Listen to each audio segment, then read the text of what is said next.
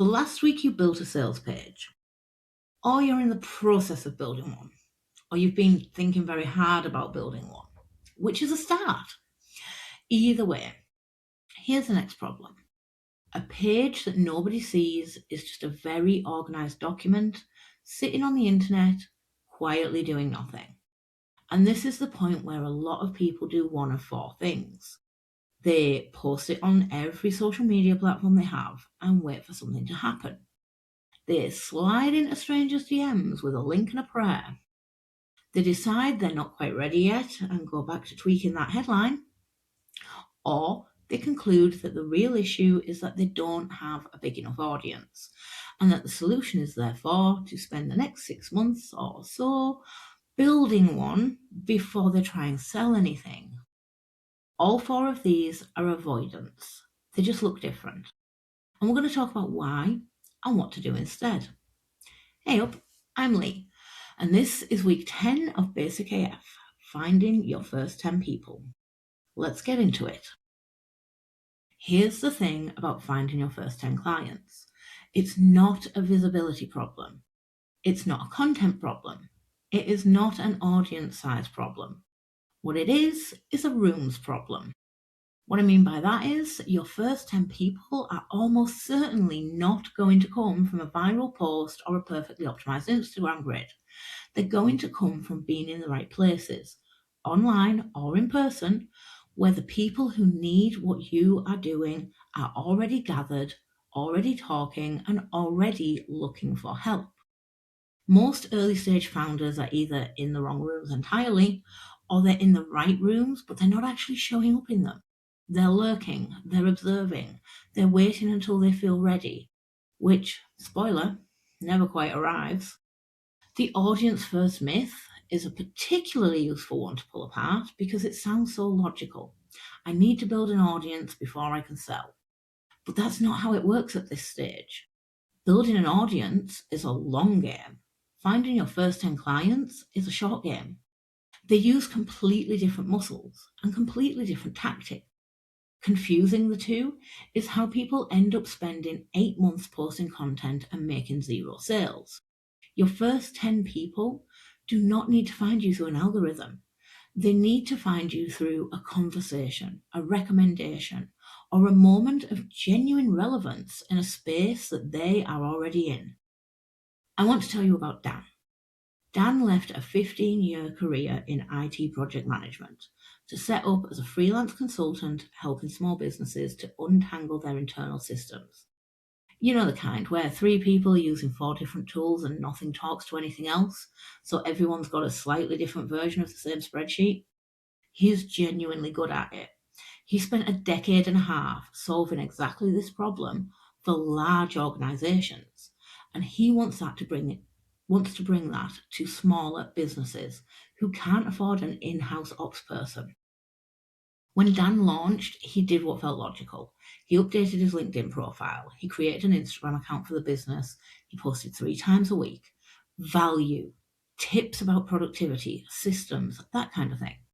He spent a lot of time thinking about his content strategy and he researched the hashtags. After 3 months, he had 87 Instagram followers, a handful of LinkedIn connections, who were all either former colleagues or other consultants, and he had 0 clients. He wasn't doing anything wrong exactly. He just wasn't in any rooms. Nobody in his Instagram following was a small business owner desperately trying to get their operations under control. He was talking into a void and hoping that the algorithm would sort it out for him. What Dan actually needed was to find the places where small business owners were already gathered and already talking about the problem that he solves. Then show up there consistently as someone who is genuinely helpful, not with a sales pitch, not with a link to his page, just as someone who knew things and said them out loud. We'll come back to Dan later. Let's talk about how to actually find the right rooms and what to do once you're in them. Step 1, get specific about who you're looking for. Before you go looking for rooms, you need to know who you're looking for. And I don't mean a vague demographic. I mean a real picture of a specific type of person.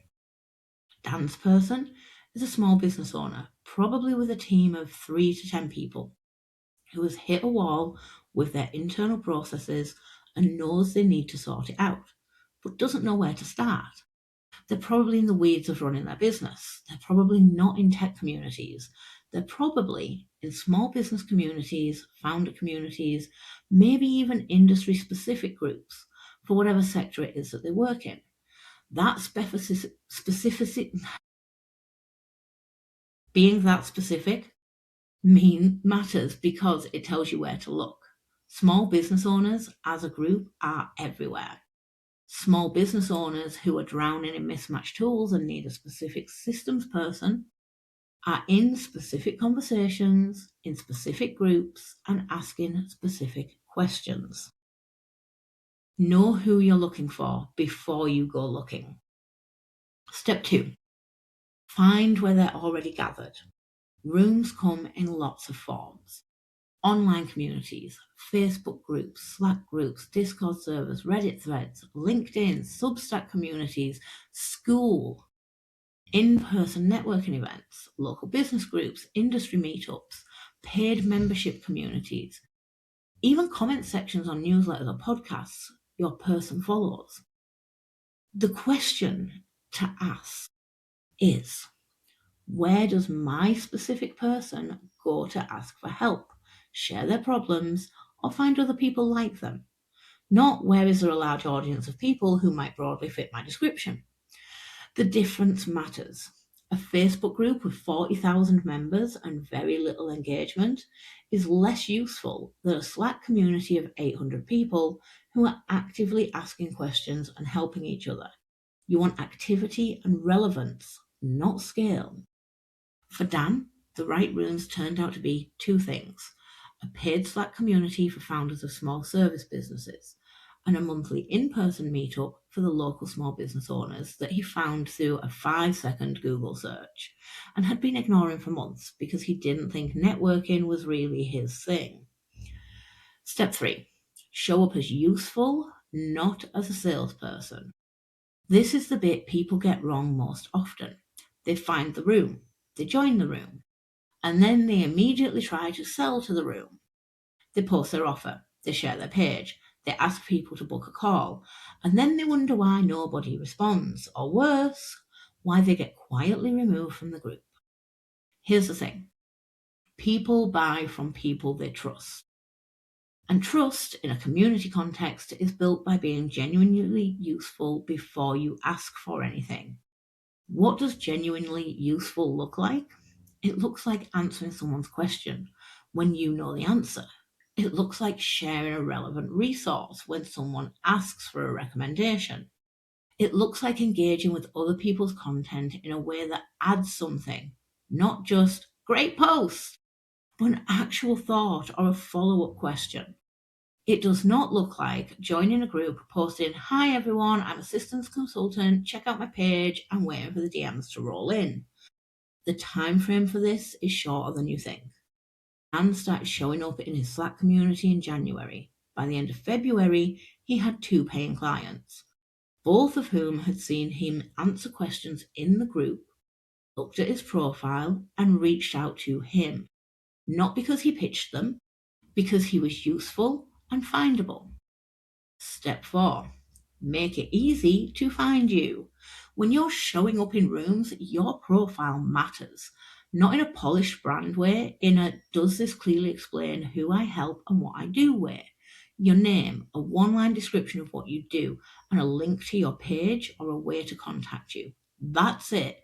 When someone reads your helpful comment and thinks, "Actually, I might need this person," they should be able to figure out what you do and how to reach you in under 30 seconds. And hear me out on this one. They will click your profile because people be nosy.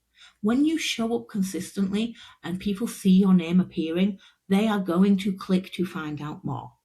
It's as simple as that. It's psychology. It's how we are built. Anyway, Dan had IT project manager, freelance consultant in his Slack profile for 2 months before someone pointed out that it told nobody anything useful. He changed it to, "I help small businesses sort out their internal systems and tools," with a website link. and got a DM within a week. Your profile is your passive sales page. Keep it current. Step 5, ask for warm referrals. The other thing people underuse enormously is their existing network. Not cold outreach to strangers, warm conversations with people who already know you.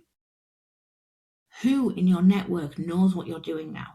Actually knows, not just vaguely aware that you left your job and you're doing something. Who knows specifically what you do and who you help? For most people, the answer is fewer people than you think. We tend to assume that people know more about our work than they actually do. A simple, non-weird way to handle this is tell people. Genuinely. I've set up on my own doing X for Y type of person. If you ever come across someone who might need that, I'd love an introduction. That's it. No pitch deck, no sales energy, just telling people what you do and making it easy for them to refer you. Dan sent 8 messages like this to former colleagues. 2 of them led directly to conversations. One of those became a client. So let's get back to Dan properly. 6 months after launch, Dan had 10 clients. Not because he cracked Instagram and not because he figured out the algorithms.